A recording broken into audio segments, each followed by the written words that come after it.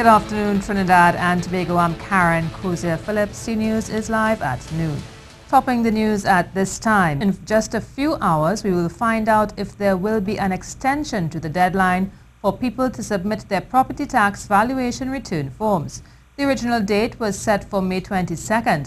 However, in a statement issued on Wednesday, Minister of Finance Colm Imbert said due to the overwhelming response by property owners to submit their forms, he will be recommending to Cabinet today that the date be extended to June 5th. He said an announcement will be made shortly after the Cabinet meeting.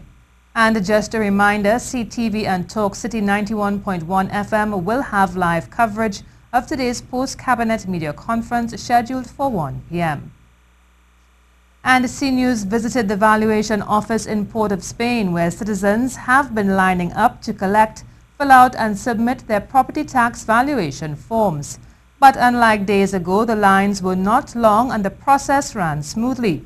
The consideration being looked at by government to extend the deadline date from May 22nd to June 5th is being welcomed by the populace.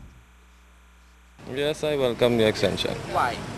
Because all your documents have to be put in place, and sometimes you might be able to find a document, you will have to be running around up and down, and it will help to extend. To other news now, the on-the-job training program is not closing down. The reassurance comes from Labour Minister Jennifer Baptiste-Primus in light of a video making the rounds on social media in which a young woman made claims as such. Minister Baptiste-Primus clarified that as it stands, there is a restructuring of the program, but this does not translate to trainees being sent home. She said the program is now a division of her ministry, pointing out that interviews are being conducted to hire staff who can manage the affairs with greater efficiency. The minister added that moving forward, she will continue to ensure decisions relating to the program are made in the best interest of all trainees. Chief Secretary Kelvin Charles has apologized to Tobagonians for the problems facing them when it comes to the seabridge and has assured plans are afoot to deal with them. He acknowledged the issue started with the transition from the superfast Galicia to the barge and ferry to transport goods to Tobago. I am happy to advise that Cabinet is due to consider an additional cargo passenger vessel to alleviate the current challenges. A wider search is being conducted to procure a replacement for a period of 6 months to facilitate the dry docking of the TNT Spirit in June and subsequently the TNT Express in September. Mr. Charles was speaking during an address to Tobagonians last night. 4 girls who are wards of the St. Dominic's Children's Home in Belmont have gone missing. They are 16-year-old Angel Farrell, 15-year-old Niana Farrell, 15-year-old Parvati Ragbear, and 16-year-old Sumintra Jaikaran. A statement from the police said the teenagers were last seen on the compound of the home at Belmont Circular Road, Belmont, around 11:30 a.m. on Wednesday. They were reported missing to the Belmont Police Station around 4 p.m. on that same day by an employee of the home. Anyone with information on the whereabouts of these 4 teenagers is asked to call 800-TIPS or contact the police at 555-999-911 or any police station. The International Women's Resource Network is appealing to parents to start the conversations relating to sex and reproductive health with their children from as early as 7 years, because using delaying tactics to avoid the conversation will only exacerbate into a larger problem which can become unmanageable. This comes following a video which surfaced on social media showing 2 teenage students engaging in sexual intercourse. The IWRN said instead of expressing shock and disgust at the video, adults, in particular parents and caregivers, should be more concerned about ensuring that their children are properly sensitized and educated about sex. The organization admits that through its work and interactions with parents, sex is still viewed as taboo, and hence there remains a high level of reluctance in starting those conversations with children. This is the C News Live report at noon. Remember, you can keep up to date with all the latest news on our website at ctvtt.com or you can check out our Facebook and Twitter pages at CNews Live.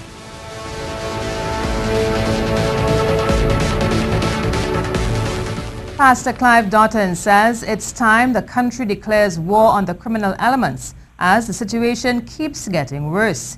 He was speaking on Good Morning Trinidad and Tobago earlier today. The criminals have declared war on us, all right? They are operating with impunity, and we must declare war on them too. I mean, and there's some guys you can rescue, there's some guys want help, and we have to start with them very young from the primary school.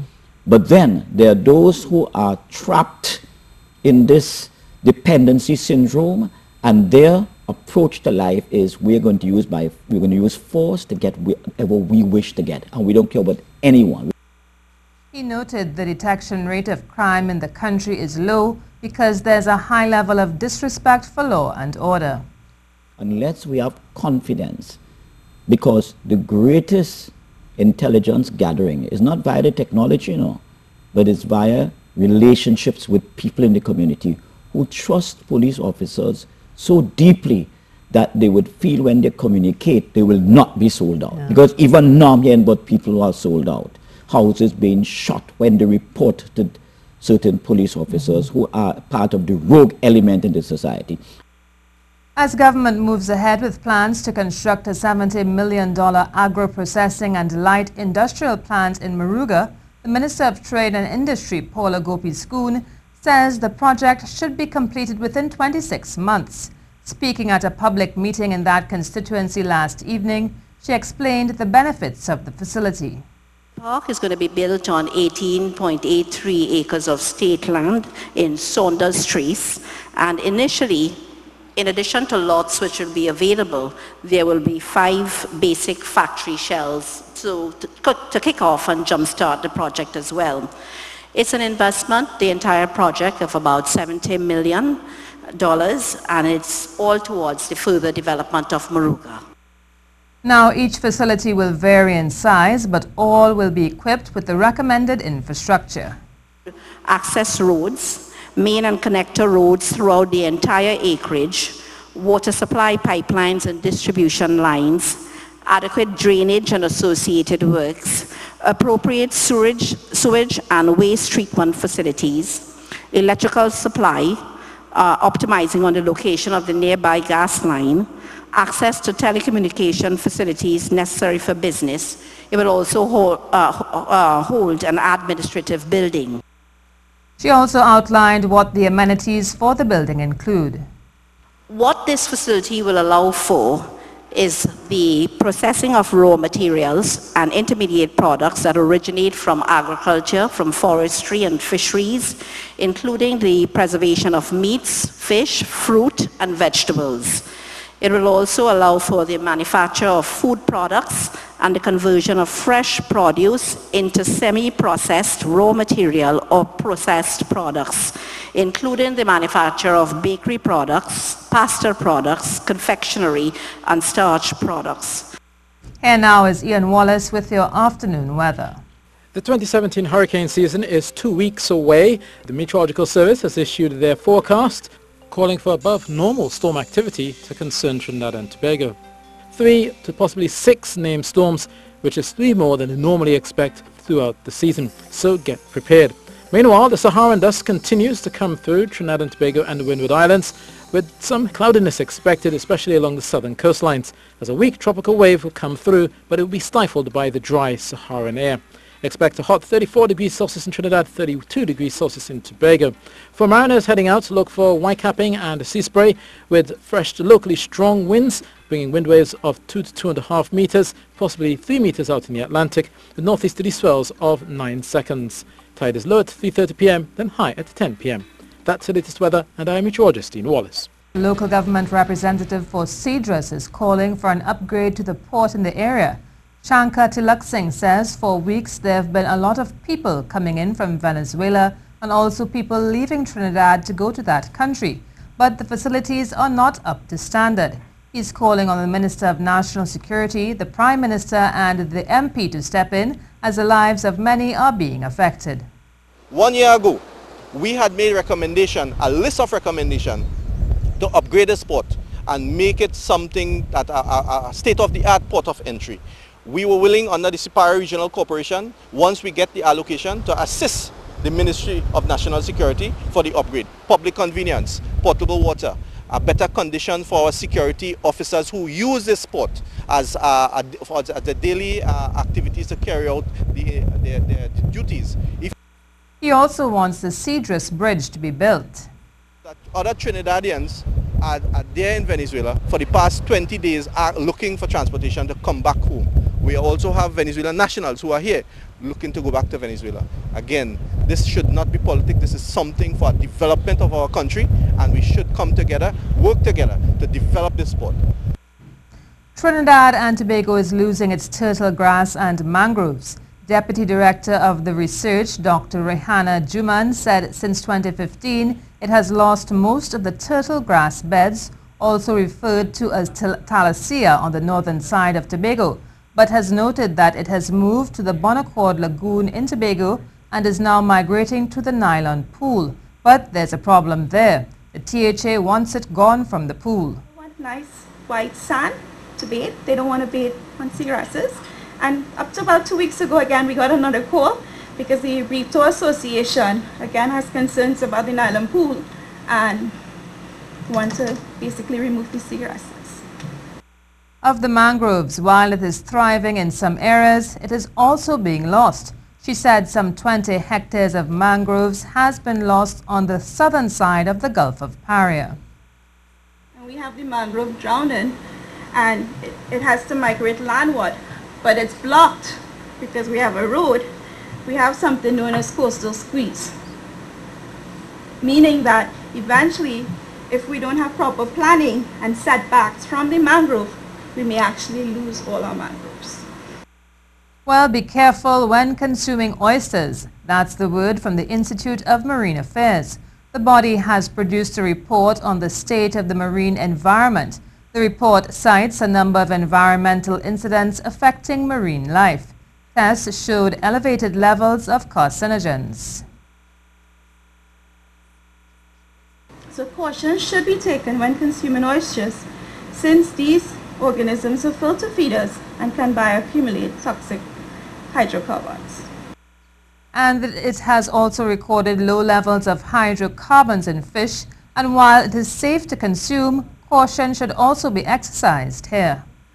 Well, while petroleum pollution may not be a problem in terms of human health, because a lot of the short-chain hydrocarbons are insoluble and does not remain on the tissue, these pollutants can actually be found in the digestive fluids and other fluids, gallbladder and so on in the fish. And the environmental issues coupled with the exploitation of marine life is threatening the fisheries sector. Deputy Director of Research of the Institute of Marine Affairs, Dr. Rehana Juman, was giving a synopsis of the findings into the coastal and marine life in Trinidad and Tobago. Several species of commercially important fish have been found to be fully exploited or overexploited, and there's need for legislative reform. Fish and shellfish nursery habitats, such as our mangrove swamp and seagrass beds, also need to be conserved and restored to ensure food security. To other news now, one real estate consultant said he has a plan to construct starter homes at an affordable price of $500,000. Mr. Francis Paul said to purchase a house in the private sector can cost up to $1.2 million. And this, the average man and woman cannot afford. In that, I've teamed up with a couple of the guys who are involved in the industry. Stafford Homes and Rentals, one of the agents I'm working with. And next guy, Sean Rupnarayan, he has his own outfit. And I have brought these guys together, and we think that we can produce or we can construct a home for under $500,000. Mr. Paul said even HDC homes are not as affordable as one would think. Thus, his initiative is a suitable alternative. You check the newspapers, you check the ads, the average home in the private sector is $1.2 to $1.5 million. And that's a 3-bedroom flat.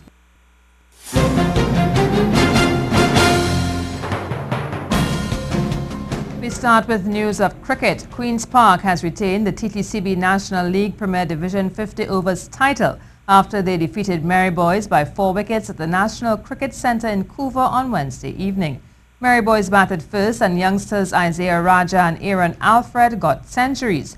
Raja recorded 141 from 110 balls with 12 fours and 6 sixes. Alfred made his century in just 96 balls. He struck 11 fours and 3 sixes. They took their team to 344 for 4 in the end. However, the Parkites showed just why they were triple champions. They were able to knock off the total in 47.5 overs and 4 wickets still intact. Yannick Karaya finished the innings with 92 not out.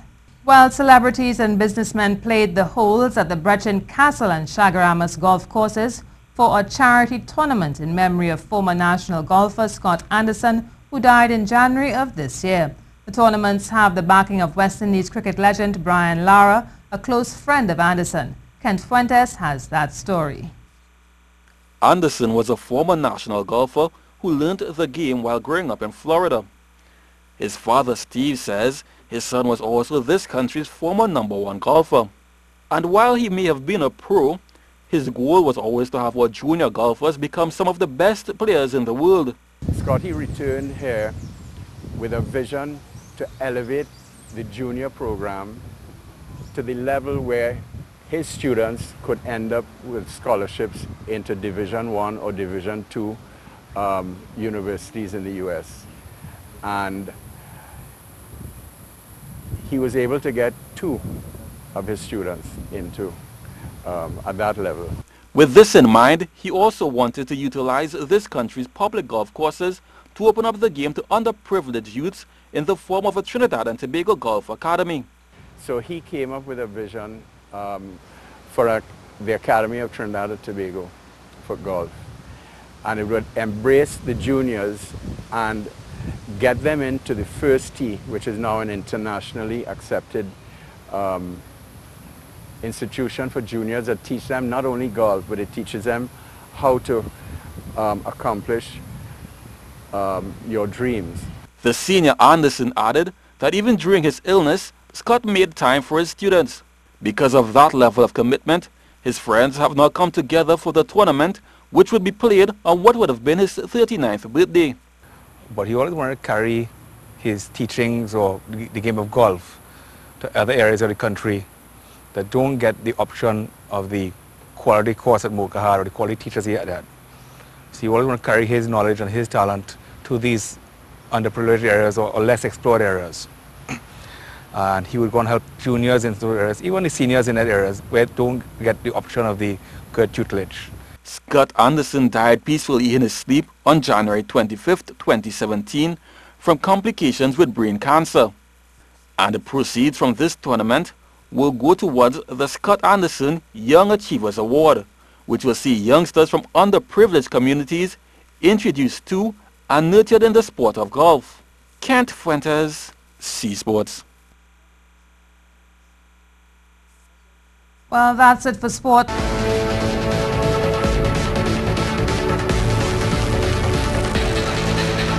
And that's how we end our C News at noon. I'm Karen Kozier-Phillip.